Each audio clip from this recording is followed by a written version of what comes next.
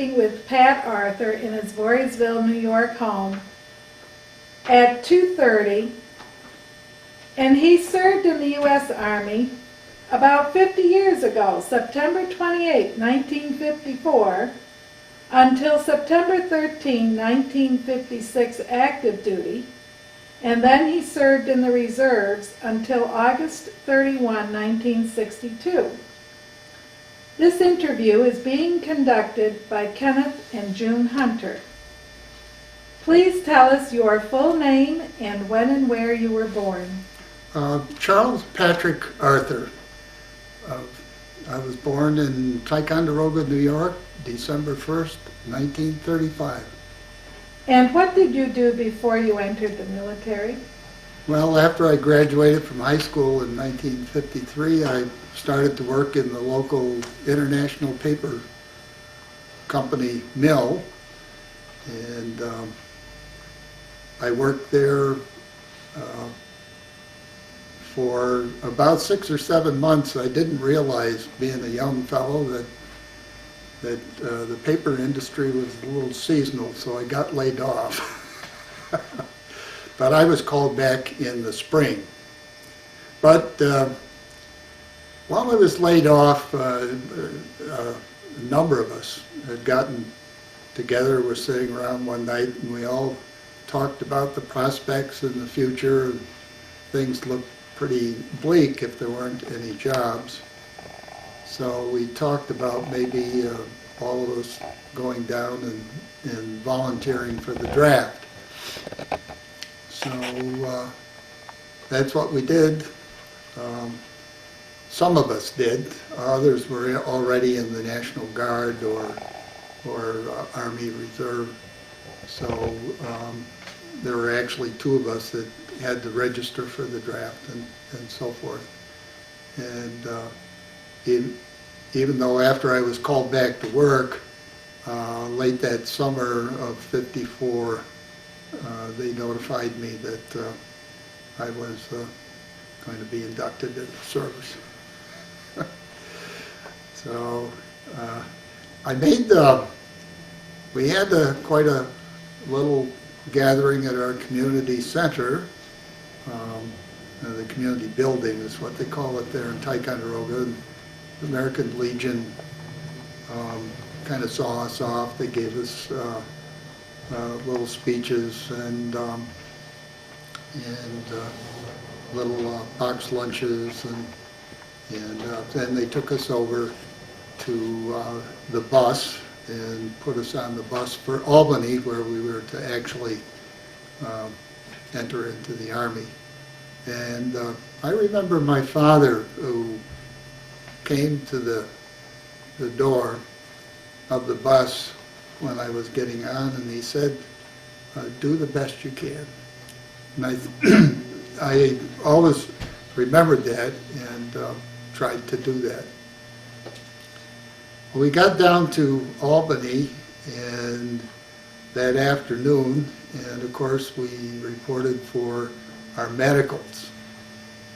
I think we were in a building somewhere on Chapel Street in downtown Albany.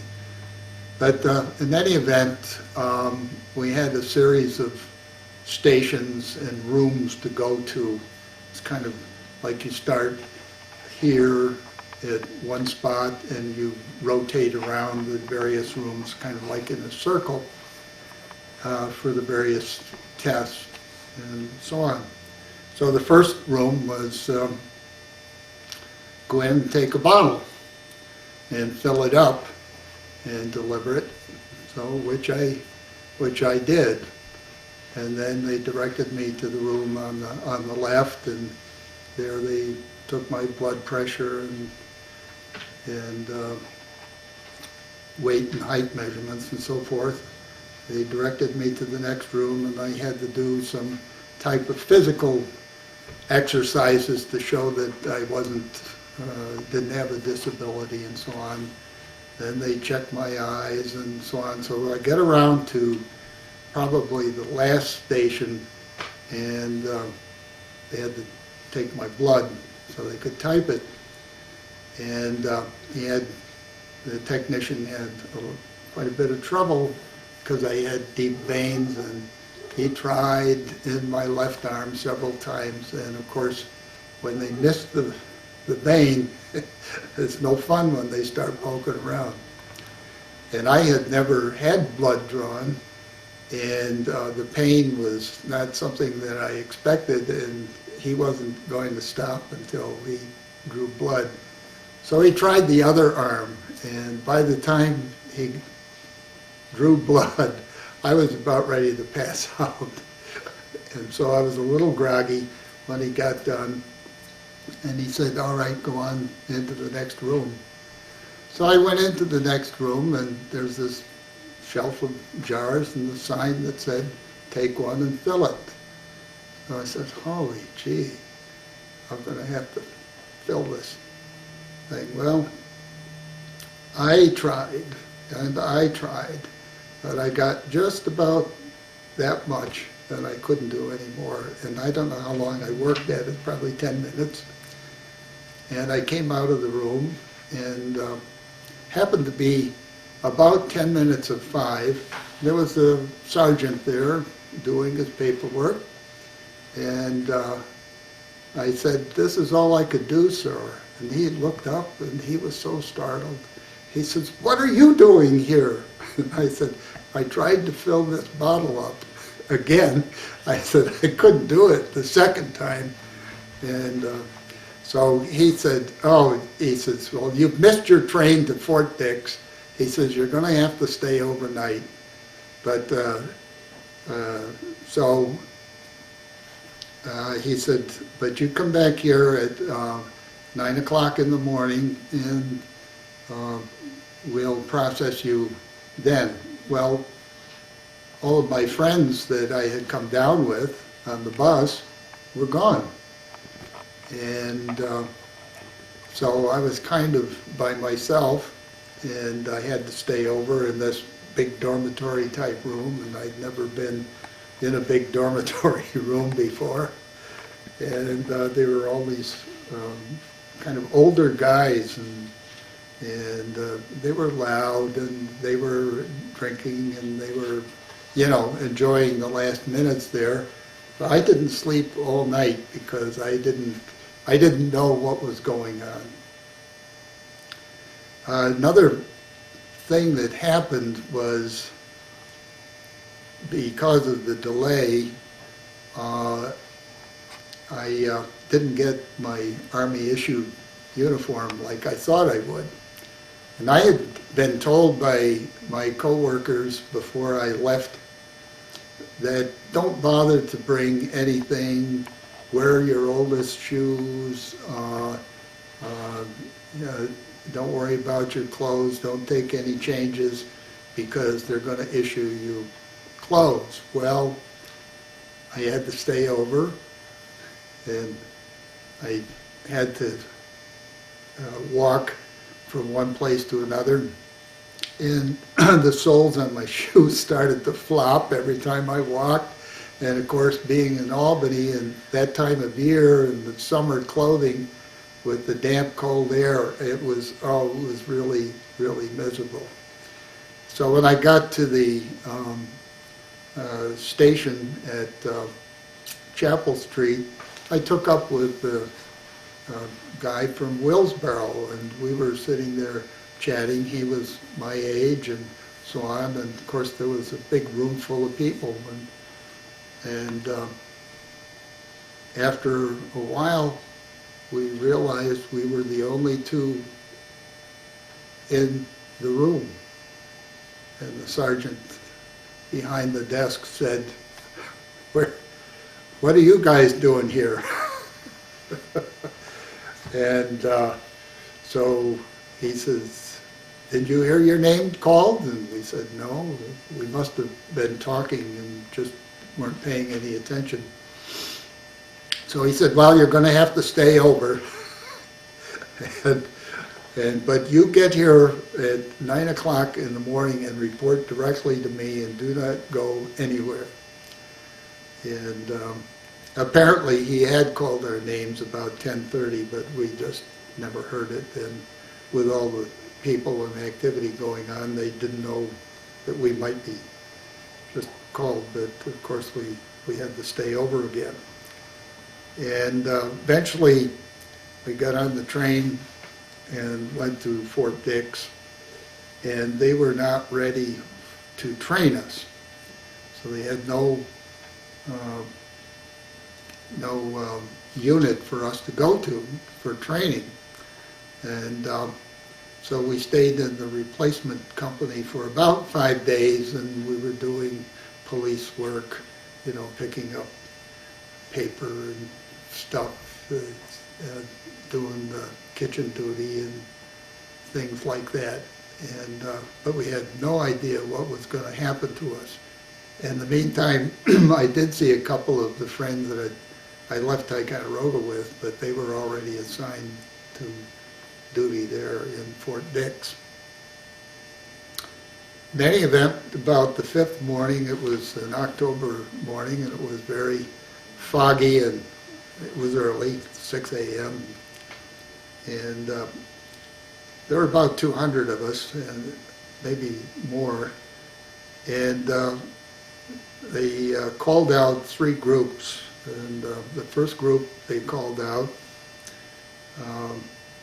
they said, "You men are going to Camp Gordon." Well, we all knew where Camp Gordon was down there in South Carolina. And the second group was going to go to Fort Knox, and we all knew that was in Kentucky. And he said, "Okay, you're in the third group. You're going to Fort Ord." And none of us knew where Fort Ord was. And it turned out that Fort Ord was on the west coast in California. Well, of course, when we heard that, we figured we're going to Korea, because Fort Lewis is just up in Washington State, and this is not too far from there, and that's the embarkation port for Korea. So we were not too happy, even though we were going to be in the sunshine of California. When we arrived, it took probably a day and a half. We flew in 3 separate planes, and we landed in Oakland, and put us on buses. I think it was 4 o'clock in the morning, and then from Oakland we took a bus to Fort Ord, which is near Monterey. Now, we had come dressed from the East Coast, and that was the summer khakis. But the dress of the day at Fort Ord was the woolies, the Eisenhower jacket, and so forth. So when the bus driver dropped us off, he dropped us off outside the gates to Fort Ord because he couldn't go in. And so we're all standing around there with our duffel bags and so forth. I think there were 79 in my group, and people were looking at us, and they were peering out the windows of buildings and so forth. And finally they sent somebody out, and he said, are you men here to be separated from service?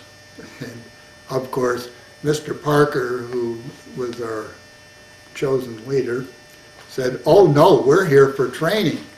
And they said, "Training? We're not ready for you." So we had us pick our duffel bags up, which weighed approximately 75 pounds. And we hadn't eaten yet. They marched us around until 1 o'clock, with these duffel bags, marched us around the company streets. And again, people were wondering what the devil we had done to deserve such punishment. But they were just marching us around until they could find a mess hall that could feed us.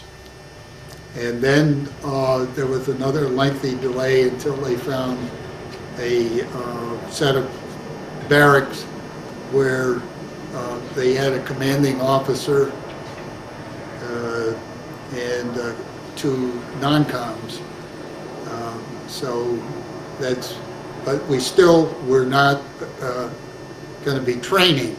We only practiced on the rifle range with sticks, because they hadn't issued us any weapons yet, because we were not in an official training. But eventually they did put us in training, and we did 8 weeks, and then we did an additional 8 weeks, and it was basically infantry training, and it was kind of physical, and there were a lot of trips that we took into the field, and stayed overnight. Well, actually, we stayed at Hunter Leggett for over a week, and so there were some interesting times there. One thing that happened in Hunter Leggett, you know, in California at night the temperature goes down to pretty low. It's like 40 degrees, and then by noon the next day it's up to 80. So you're dressed in your woolens at night, and you're down to your t-shirt in the daytime. Well, I had paired up with this fellow from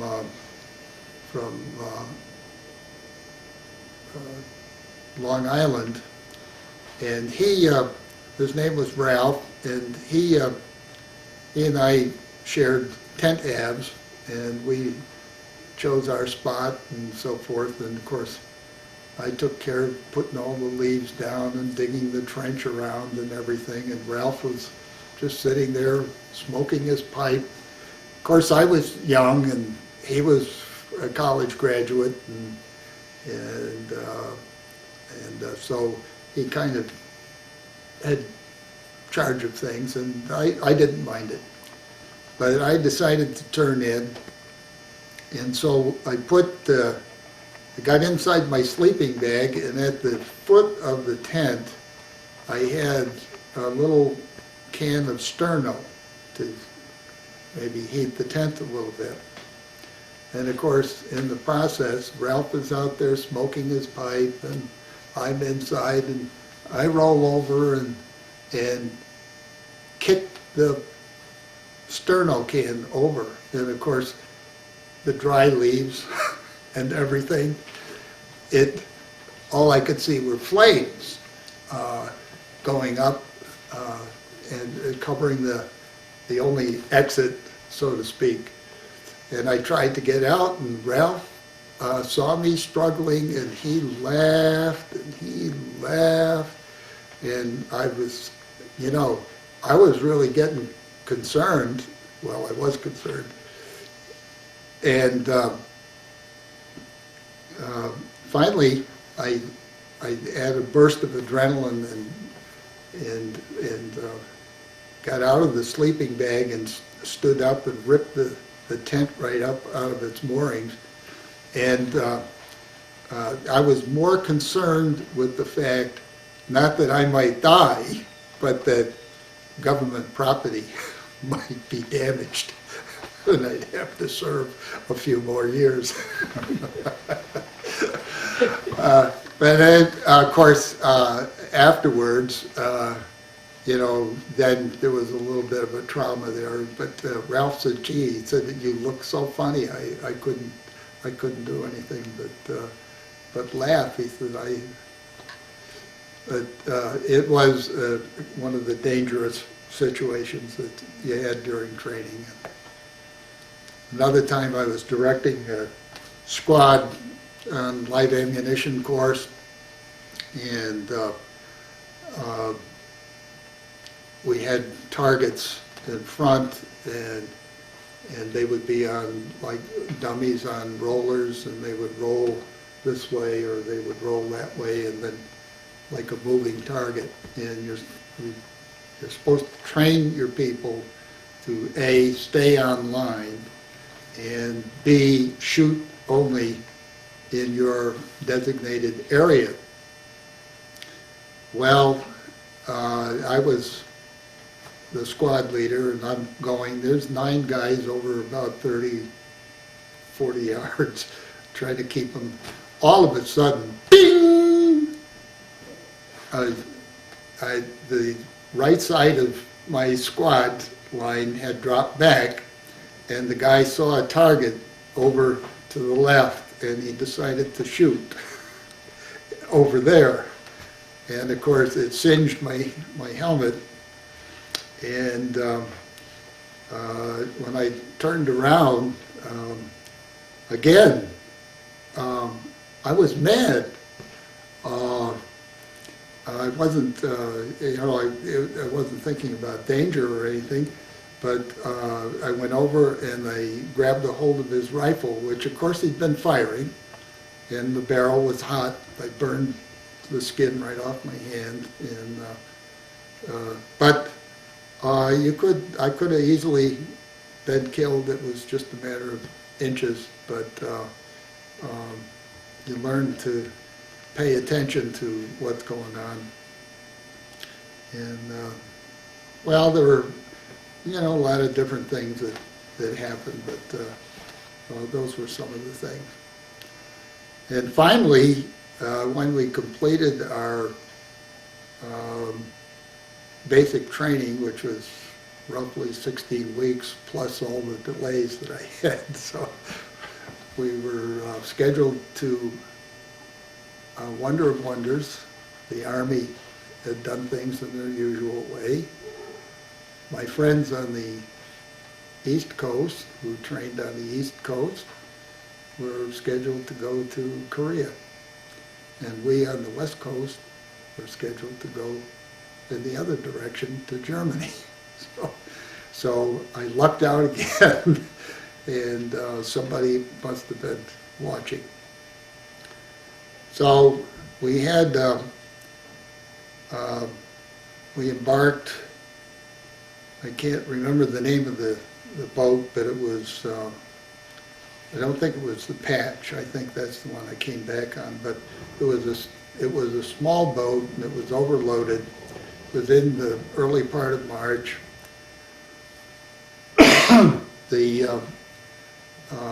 We must have had 3,000 Puerto Ricans on, because the Puerto Rican people at that time were coming to the United States, and they were, being put into the military as quick as they could. So there were so many people that you could hardly, move around on the ship. And I didn't realize it, but after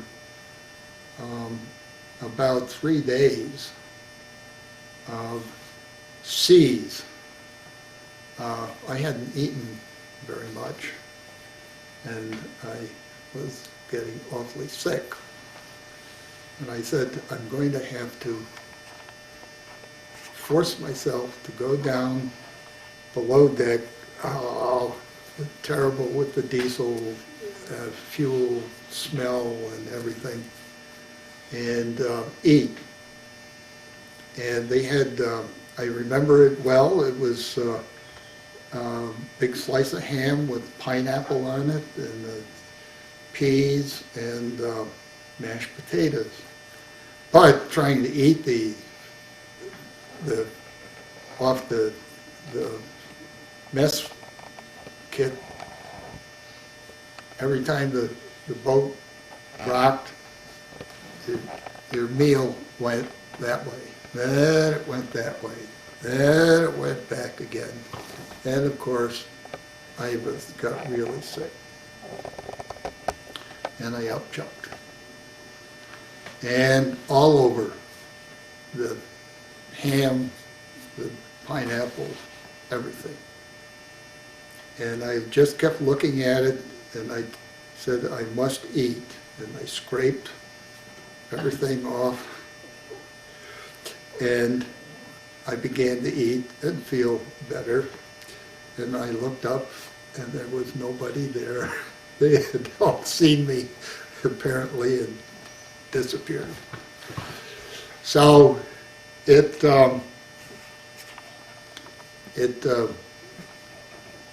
was kind of a horrendous trip. And then, of course, we arrived at Bremerhaven and took another long train ride to the south of Germany to Goeppingen, which is halfway between Stuttgart and Ulm, if you want to place it on the map. And Goeppingen was the headquarters for the 9th Infantry Division, and the base actually had been a German air base during World War II, and so there were very nice barracks there, very nice accommodations, comparatively speaking to what we were used to anyway, barracks and all the other living conditions that we had. But it was in a small community and mostly rural farming community.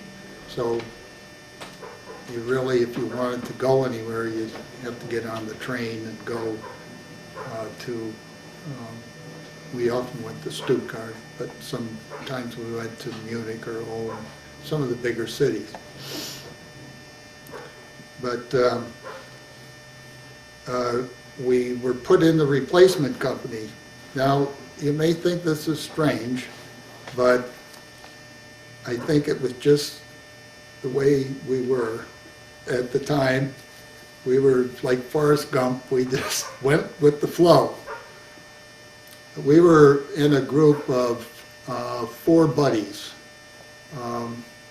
There was Jack Burnham from Oregon, and Clyde Agner. Well, he was from Florida at the time, but he originally lived in New York City, and Ralph Dimple, who also lived in New York City. And we had to have buddies, teams of 4. So everybody else pretty much had paired up one with another, but Ralph and Jack and Clyde were looking for a 4th, you know, like for bridge. So I got to be their buddy. And the deal was that whenever you were assigned, you were always assigned, the 4 of you would always be assigned together. Since you'd been in basic training, you know, your assignments would carry you throughout. So anyway, we were in the replacement company building, and most of the guys wanted to pass to go on the town before they were shipped out to their final assignments. And so I didn't feel like drinking that much and so on, and I was a little timid about going out. And Ralph said, let's go over to the gym and we'll play a little basketball. And so we went over, and of course while I was there, you know, interested in playing, Ralph was schmoozing and cruising. He was making friends. And one of the friends that he made happened to be clerk in the Judge Advocate General's office, and that was the office that cut the orders for your final assignments. Well, it turns out that he told Ralph, you know, he said, there are a couple of openings here at division headquarters that might be coming along. Would you guys be interested? And Ralph says, of course. So, anyway, when they called, Monday morning, when they called everybody out, again, there was well over 200 people, and they called all these names. And guess what? There's 4 guys just standing there, and we hadn't been called. And he was sure, that sergeant went over his list again and again and again, and he couldn't find their names. And well, they couldn't send us anywhere because we had no orders. And so it turns out that the fellow in the Judge Advocate General's office had not put our names on any assignments, and instead put our names in the drawer until he returned from his leave. So we were in replacement company for about a week before we were assigned to the openings that occurred at headquarters. I think Ralph got a job as the company typist in the company office. Jack was the company commander's driver, and Clyde had a job, kind of hard to say. He was the company artist. He drew all the signs and did all of the artwork and stuff for things that needed to be done. So I was the only one that had no education and no skills. And so I was just an infantryman. But they sent me to school, and they put me in what they called the defense platoon, which meant that when the division headquarters went into the field, the generals and colonels and all that, they had to have some, what we called the war tent, which is a huge tent, big as all get out, and then there were ancillary tents that we also put up, and then we put up the perimeter defenses like the barbed wire and all that, the alarms, and well, the alarms were usually tin cans or something on wire, but so I was in that particular unit, and I became a weapons specialist, and one of the things that I did was, of course, I learned all the weapons from 38 caliber to a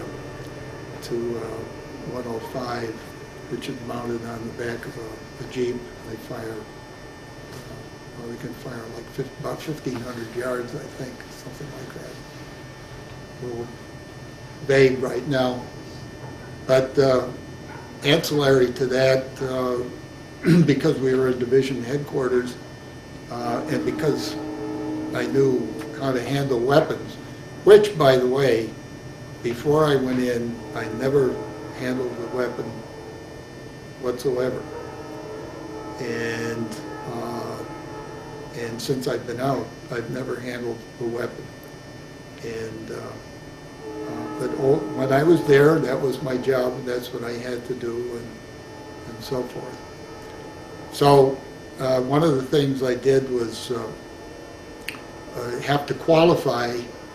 Every year, the clerical people and the officers had to qualify on a weapon, whether it's a pistol or a carbine or some other type of weapon. And So that would be my job to go to the firing range and in essence, be their personal trainer while they learned how to shoot. And that caused an incident one time. I had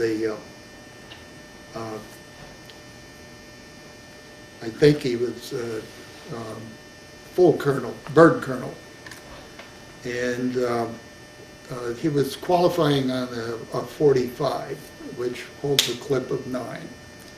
And as long as you hold the trigger down, it will fire. And they train you to, of course, raise the weapon over your head and then allow it to come down slowly until you sight the target, and you squeeze the trigger so that the recoil, because otherwise if you shoot from the hip, your shot will probably be somewhere in the air. In any event, they're not far from the targets, 20 yards, 30 yards, if that. And the target is so big. I mean, it's huge. I can't tell you how wide it is. But my colonel went like this, and he pulled the trigger, and he caught the outer top of the outer ring of this target. Well, now, you know, I think it's like 2 feet across is the center. So this, like I'm saying, this is a very big target. And somebody said, "Oh, you've hit the target, sir." And he turned to me as I was standing by his side, and all of a sudden I'm looking down the barrel of a 45, and he was so pleased with himself, and I dropped immediately to the ground, and 2 other people came over quickly and carefully turned him in the right direction. But if he had still kept squeezing, I'm sure I wouldn't be here today. But you always had to be very careful. I had one fellow we had hand grenades. We were doing the hand grenade training, how to throw hand grenades and pull the pin and be confident. Well, I got this one fellow, and he was so nervous that his hand shook, and he dropped the hand grenade after he'd pulled the pin. And of course, I scooped it up and threw it as far as I could throw it, but not too far. It didn't go too far because it just there wasn't. You never know, because sometimes those things don't go off in 10 seconds; they go off in 3 seconds. You know, and so we got showered with quite a bit of dirt. But so you always had to be careful. You always had to be alert. Almost had a second lieutenant who thought he'd come by and see how the men were doing on the bazookas, and he stood about 15 yards behind, so he could see them. And I almost didn't notice him until I said, "Sir, you're going to have to get out of the way when they fire. You know, the backblast goes back quite a ways. He would have been injured." But so it was kind of like safety was always a kind of a big thing. Personally, I ended up becoming quite a good marksman, and I did qualify for the little Camp Perry competition, which is an annual Army event where Little Camp Perry's in, I think, Ohio. And although I represented our division Um, we, I didn't get to go to the States because I couldn't fire at 600 yards. I just had not sighted my rifle. I could fire at everything up to 300 yards, but not at 600 yards. I couldn't even find the target.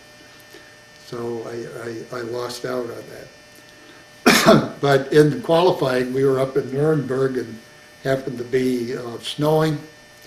And we had gone out that morning, and of course, because it was snowing, it took a little longer, and the snow was always falling on the sights, and you could hardly see the targets and so on. And so we had not gone prepared to stay out there, and we ended up having lunch in the field. So they guess what they brought us for lunch? Spaghetti and ice cream, which we had to eat with our fingers. But it was an interesting experience, and I got to meet quite a few people. Another thing that happened was because I was always trying to maintain the soldier status, I got named to the division color guard, and I have a picture of that here, which you can have. And I was the only U.S., everybody else was R.A., but, I was the only private as well. So it was a good experience, and we traveled to represent the division at various functions, including, I think the biggest one was General McAuliffe had retired, or was retiring as the U.S. commander of the USAR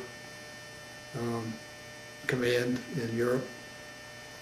And there were, I don't know how many thousands of colors there were at that parade, but it was really an incredible sight. What else did I do? Well, I went to, I said chemical and biological and radiological warfare. And we learned all about mustard gas and lewisite and how to make bombs and blow people up, and how to detect it, whether the enemy has put it in the environment. And I remember and of course, one of the things that I was to do was to train people, and I'm following the manual of presentation, and it had to do with the atomic warfare. And there were a lot of interesting ideas they had about atomic warfare. For example, they would lay down a field of fire with atomic warheads, and nobody would be able to come through that area for over 200 years, you know. And another funny thing happened when I was undergoing training. One of the guys said to the instructor, he said, say, Sarge, you know, what happens to your sex life after you accumulate 600 Roentgens of radiation? And Sarge says, well, after 200, you're dead. So I think he got his answer about that. But one of the things I was asked to instruct on was what the infantrymen should do to protect themselves against atomic fallout. And if you see a big flash which indicates an atomic bomb, you take your trenching tool, which is a very small 1.5 foot long stick with a hoe on it, and you dig like heck. Now you're supposed to dig 6 feet down and 3 feet over. And the theory behind it was that if you got down into the foxhole 6 feet and over into this 3-foot elbow, so to speak, the radiation would fall directly down the hole, but you would be 3 feet over, so you would be protected. Well, as I looked out there, a lot of the guys were Korean veterans, and they were all some experienced people, and I'm saying, let's take a break, because I realize if you've ever dug a foxhole, it could be rock, it could be sand, it could be gravel. You're not going to get any 6-foot foxhole, let alone 6 feet down and 3 feet over. But that was that. But speaking of trenching tools, I mentioned before about being in the defense platoon and setting up the perimeters. Well, another thing was that we had to dig the latrines. And we moved into an area probably 10 o'clock at night, and this corporal and I were told to go dig a latrine. So we had no flashlights or anything. All we had was his lighter. So he had a lighter, and I'm trenching away, and then I'd hold the lighter and he'd trench away, and so on and so forth. Finally, we got the job done, and I don't know how long it was, but because there were several tree roots and rocks and everything in there. But it must have taken us a couple of hours to get the standard latrine. The next morning, we heard from our sergeant, "Who the hell put the latrine 10 feet from the officers' tents?"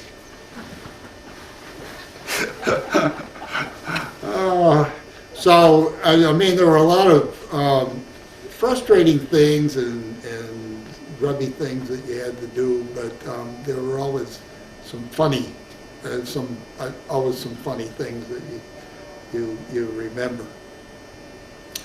And I think generally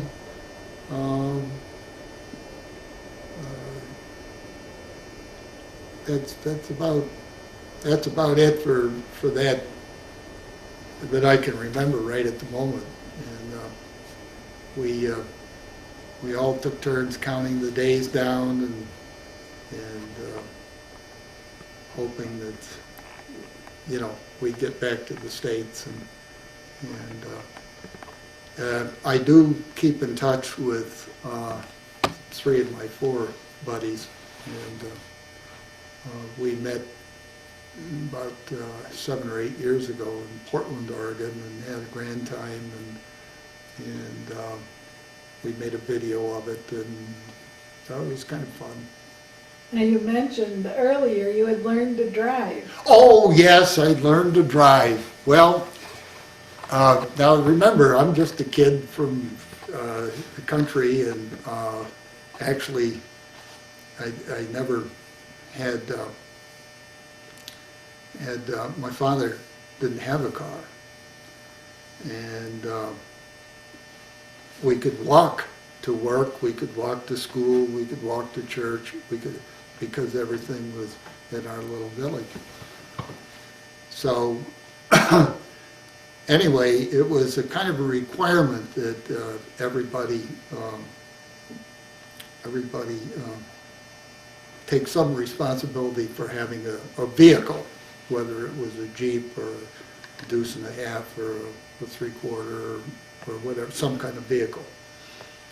So they called their company out, and the motor pool sergeant said, "Okay, how many of you got driver's licenses?" And those people stand over there. Okay, how many people didn't have driver's license but know how to drive? They stand over there. Well, how many of you people have driven cars when you weren't supposed to, or maybe driven around in the field on the tractor? And a whole bunch of people fell out. And how many took driver ed at school? And there's only one person left again. And it's me. And he says, you mean to tell me, son, that you don't know how to drive? You never have had a vehicle in your life? Oh no, sir, I don't know how to drive. The only thing I ever drove was a bicycle.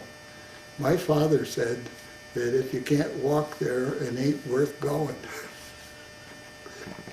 So he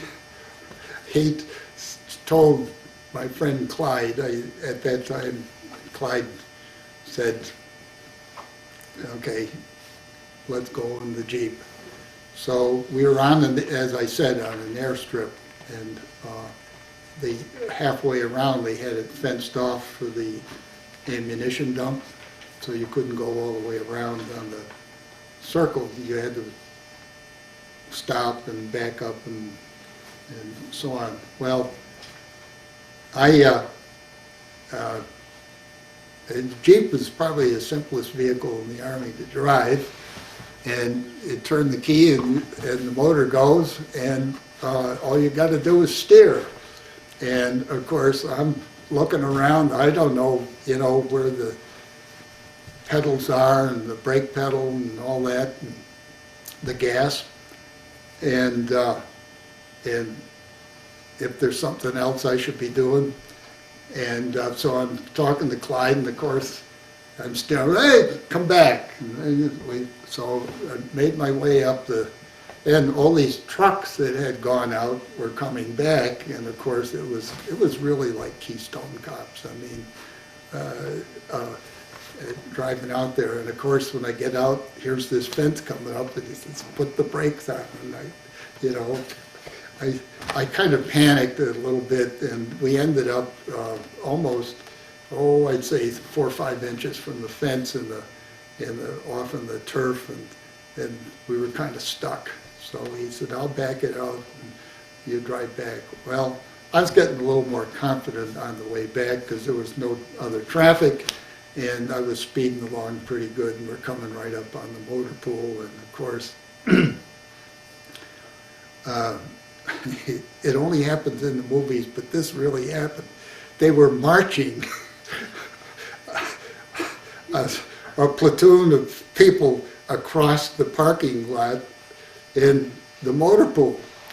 And of course, I'm panicked because I can't find the brake and trying to steer and so forth. And of course, I finally did steer, and I missed the tail end of that troop, and I ended up in a big gravel, big load of gravel, and went right up into it, and of course it stalled. And so Sergeant Thomas, who was the motor pool sergeant, said, okay, you get the H out of here. You go back to your company. I don't want to see you here anymore. So these sergeants were always, I was really a problem for sergeants for some reason or other. And so I said, okay, everybody else, they had to go in, they had to work on the vehicles, they had to wash them, they had to do maintenance on them or whatever. And so I went back, and I'm back in the barracks, and in comes the company first sergeant, Sergeant Green. Abba, they're all kind of southern, and he says, what you doing here? I said, well, you're supposed to be in a motor pool. I said, Sergeant Thomas told me he didn't want me down there. He said, you go back to that motor pool. I don't want you here in the barracks, you go to the motor pool. So I went to the motor pool again, and I stopped in a couple of the bays there to see how the guys were doing, and to report to Sergeant Thomas, and he's working away at the papers on his desk, and he looks up and he says, "What the hell are you doing here? I told you I didn't want to see you here." And so he says, "You go back to your barracks, but, go."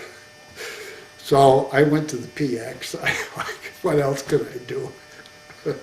But I never really had to drive a vehicle and have the responsibility.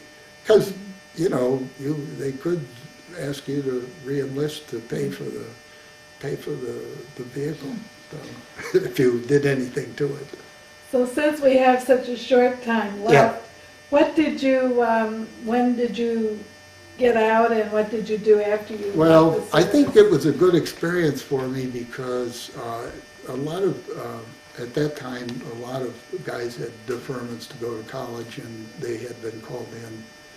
So I saw, the value of going to college and so on. So when I came back, I went to work. I got married, and then I said, I'm going to college. And of course, since I was the first one in my family to go to college, they said, well, either you're getting married with a responsibility there, or you're going to college with that but you cannot do both. And I said, we're going to do both, and I'm going to do it. And so I ended up going to Cornell, the Labor Relations School, and that was basically my career until 1991, when I retired. Mhm. Well, thank you very much. I'm glad to do it. Hope you get